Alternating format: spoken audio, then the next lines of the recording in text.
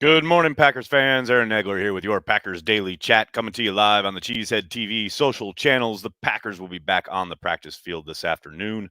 We'll hear from Matt LaFleur in a few hours. We'll hear from Aaron Rodgers and a few other players after practice, getting ready for the Rams game. But right now, it's time to mix it up with you, fine folks, here in the chat. Starting with Nathan, starts us off with a super chat saying, Sean Hockley treats objects like women. Hashtag spoiler alert podcast. Hashtag euchre season. There's a lot going on there, Nathan, none of which I'm going to touch, but thank you for the support. Uh, good day from London. What's up, Dale? How are you? Krista's here. Of course, Krista's here. Good morning, Krista. Hope you're well. Jeff Ness, good morning. How are you? I see we have an argument about whether this is a must-win game or not in the YouTube comment section. Feels like it from the sense of trying to keep up with the first place Arizona Cardinals. There, I get it. But if they lose this game, is the season over? No, of course not. They'll head into the bye. They'll get healthier, hopefully, and they'll make a stretch run. Game is important. They're all important. There's no doubt about it, especially considering it's a conference game, an opponent who will most likely be there down the stretch, but you never know. They have not looked good their last two games heading into their bye week. So we'll see what the game portends as far as how the season plays out. But is it truly a must-win game? No, of course not. A lot of season left. Jared, thanks for the super chat. Happy Thanksgiving. Thanks for all you do, Nags. Thank you, Jared. Thanks very much. Speaking of Thanksgiving, there will not be a Packers Daily Chat tomorrow morning. There will be one on Friday morning, provided I can get up. Friday's TBD. Tomorrow is a no-go. Happy Thanksgiving, everybody. I'm going to be sat here watching football all day long. Big B is here. What's up, Big B? How you doing? Oh, Becky. Want to see A.J. Dillon ram the ball down their throat. Time to change that. That reference is for everyone older than most. Kevin, thanks for the super chat. Aaron Rodgers talking about pinky toes on McAfee is what this season is all about. I mean, I thought they had fun with it. It was good. And I thought, hey, props to Pat for getting to the story that everyone wanted to know. Rodgers pretty much confirmed it's COVID toe. So, but he did it in a fun way. And, I thought they had a good time with it. And I tell you what, if you missed McAfee yesterday, holy cow. Aaron Rodgers talked more football in that show than I think he's talked in the last year. It was flipping awesome. Talking about the big plays and how they blocked up certain blitzes and how protections worked on certain plays and coverages. Oh, it was, man, I said on Twitter, I needed a smoke after it. That was better than sex. It was so good. LT86, thanks for the super chat. Which injured Packer are you missing most? That's a good question. Probably Jair. I just love the way he plays. I love the way he can affect the entirety of a defense. His energy. I miss them all, but probably Jair. Love that guy. Tommy just shaved the G into my chest. Is this real? Is this true? I mean, literally carrying the G, so I can't knock it. I need MVS to get a touchdown for my birthday. Scotty, I have willed it. It's going to happen. I mean, he just got two. Or one. Did he have one? Two.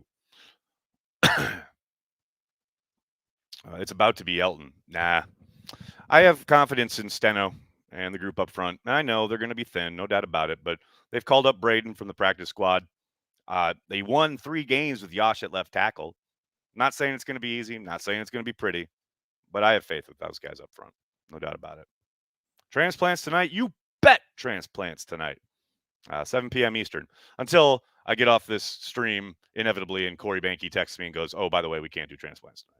But as of right now, at 10:05 a.m. Eastern Standard Time on November 24th, in the year of our Lord 2021, yes, Packer transplants tonight at 7 p.m. Eastern, 6 p.m. Lambeau time, right here on Cheesehead TV. Joe's Home Theater, thanks for the super chat. I think we got the Rams. I think 12 and AJ pop off. I just hope they feed A.J. Dillon. I don't know. I doubt. I know yesterday or Monday, Matt said there was a possibility that Aaron Jones might play in this game. I think they hold him out one more week, get into the bye, get him completely healed up, and in the interim, just hand the ball to A.J. Dillon. Get him 20 fucking touches. The fact that he had 11 carries in that Vikings game just pisses me off. Like, he is a monster. He is a beast. He can handle the workload. Give it to him. Help your quarterback. Help your offensive line. Let them fire off the ball rather than having to retreat 45 times a fucking game. Run A.J. Dillon. Use him as a hammer, man. Do it.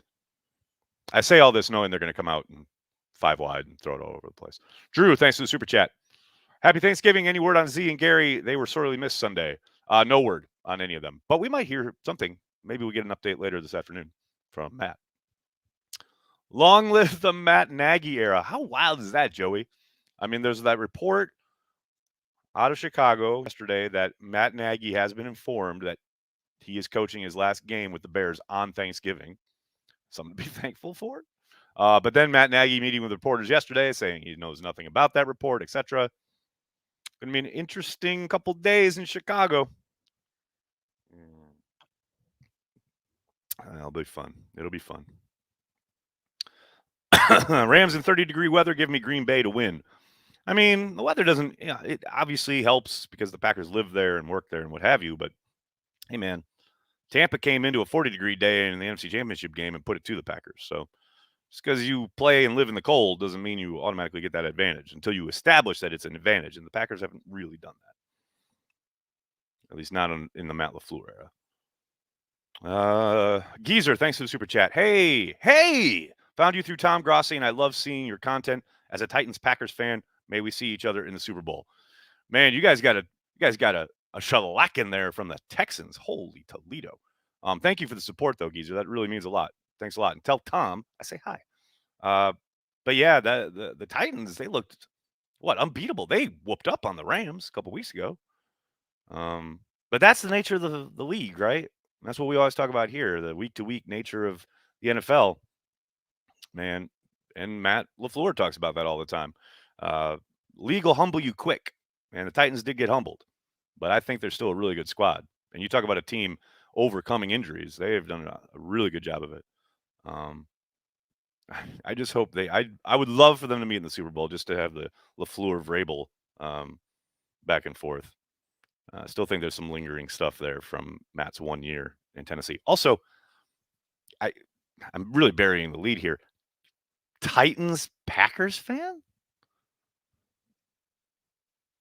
How does that work? I don't know, man. More power to you. Thanks for the support. Jeff, thanks for the super chat. Glad we don't play Thursday so 12's little piggy can heal. Yeah, I mean, dude, all I know is you can tell it's no joke. When they show him on the sideline in that broadcast, he is in pain. I do not envy that man at the moment.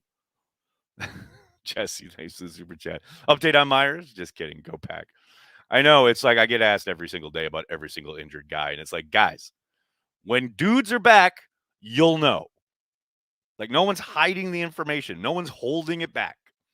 When a dude is back, you'll know about it.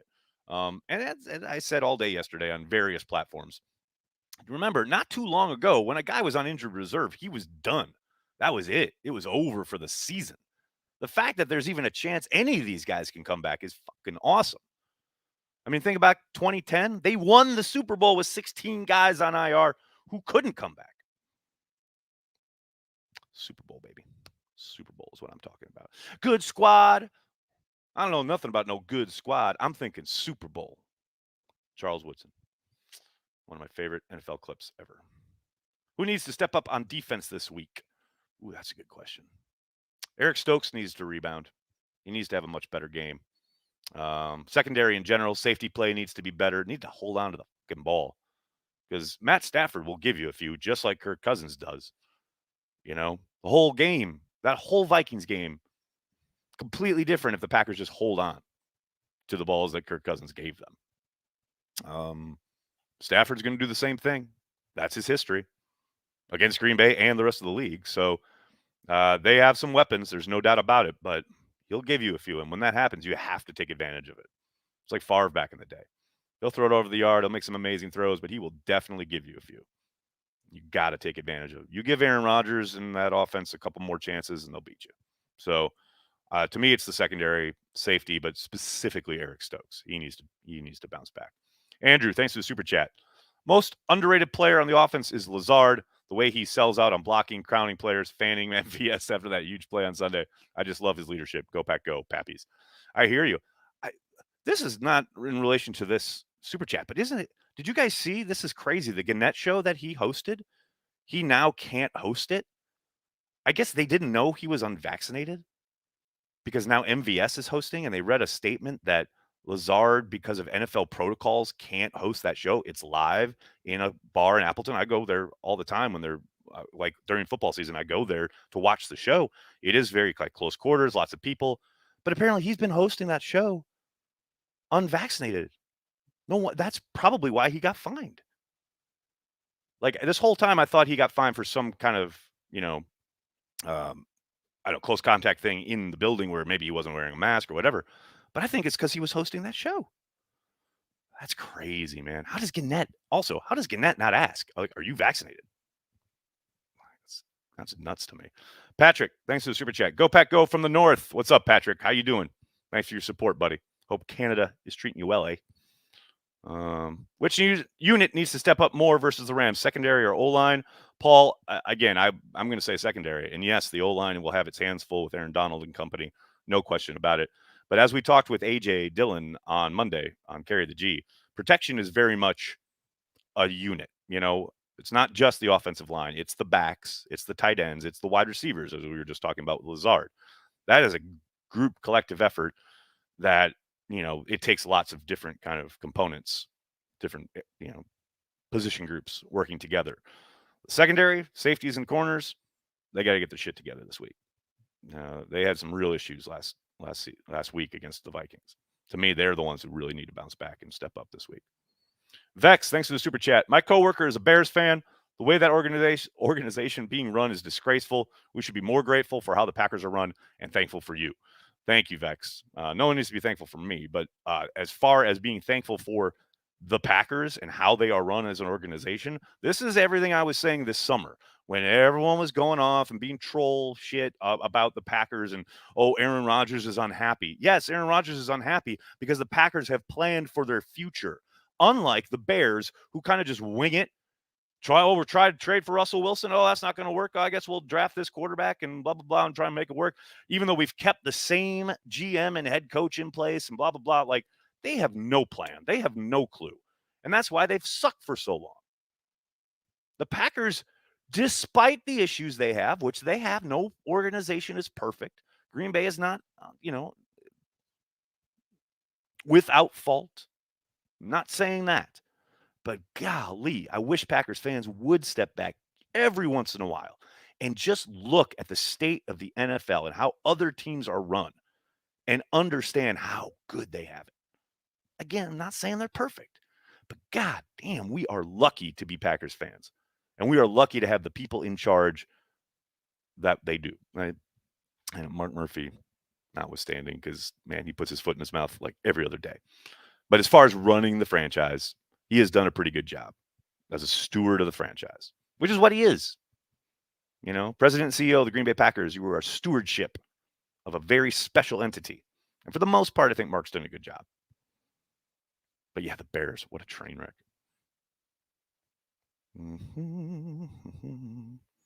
How do you sign up for the Patreon party Bear Packer weekend? Greg, first, you got to be a Patreon member. And don't just join Patreon to come join, pretend like you've been a Patreon this whole time, because I'll know. Patreon member, message us on the Patreon page. It's that simple. All the information is in a post on the Patreon page. Just message us on Patreon. That's it. And hurry up because we're almost filled up. I kick ass. Thanks for the super chat. Have you read Life After Favre? If so, any good? My mom sent it to me for my birthday today. It is awesome. And I don't just say that because Cheesehead TV gets a mention, which it does. But yeah, Phil, the author, he lived in New York when the book came out. And we did a live Packer transplants from Kettle of Fish here in New York City, down in the Village, and interviewed him for the release of the book. That feels like a lifetime ago, but that's true. I love that. It's a great book. You really can. And the stuff that he added on after they won the Super Bowl is awesome. Fun fact, when we did that live show, Pat, the owner of the Kettle, he didn't have anywhere we could like get internet in the kind of back room where we were live. So we literally ran a cable from the office of the bar 2 block or not 2 blocks, 2 kind of spots down, like outside, down, and then into the basement window, and then into our computer. That's how we got internet. Good times. Good times. I still love going back to watch your Bob McGinn rant. Wow. Man, go outside and touch some grass. That feels like a lifetime ago. And my first show back after being on the beat. Fun times. I'm freaking late. How are you, Aaron? Matt, I'm fine. Calm down, relax, grab a cup of coffee, chill, talk some Packers with us, man. Bring back the no cam. Oh, that was a good time. Hey, shout out to Danielle, former LiveX employee. She's moved on and she's doing production for a different production company. I think she's killing it. But that was her idea back in the day when I was doing these from the LiveX studio, and I would have the main camera and then there was a separate camera where people would ask me questions and I'd just go, no. Well remembered. Man, it's like memory lane down here today. I love it. Landon, thanks for the super chat. Run the fucking ball. Just had to put this here because you have 250 plus people who will also agree. I know not everyone agrees, and I know it feels like I'm a Luddite, and I know it feels like I'm a product of a bygone age, but the NFL is cyclical, right? And the idea of spreading it out and throwing it all over the place was very much in vogue, or has been now for years, right? And back in 2011, even 2015, 16, I was all about it. But now the Packers have an aging quarterback, and teams are playing so much. I mean, so much cover 2 or 2 high, or sometimes 3 high, but often a 2-man shell, some kind of 2-man shell, like 60, 70, even 80% of the time. Run the ball. They're begging you to run the ball. Close up shop, condensed formations, pound the football. The NFL is cyclical, man. Get ahead of it. Everyone's trying to spread it out now. That's why you see so much too high. So run the ball. Teams are not built for it now. Teams are not ready for it now. Hit them in the mouth. Everybody's got a plan until they get punched in the mouth. Do the punching, not the planning. That's me. That is me. Have I seen the Everson Griffin video? No, I have not. I have no idea what that is. Aaron Jones should be back after the bye week. I very much agree. I know Matt gave him an outside chance to play against the Rams, but I'd be very surprised if they went that route. Mm-hmm. Well, God, wow. You people remember everything. Which Packers player caused you to jump on a snowbank in celebration? Bradford. Yes, it was Corey Bradford in a playoff game against the 49ers. Favre hit him up the left sideline for a huge monster bomb, and I ran outside, and there was like just huge piles of snow, and I dove into the snowbank because I was so excited. I was a very I don't know, hyper young man when it came to watching the Packers. I'm kind of a hyper old man watching the Packers too. So you guys have a watch party,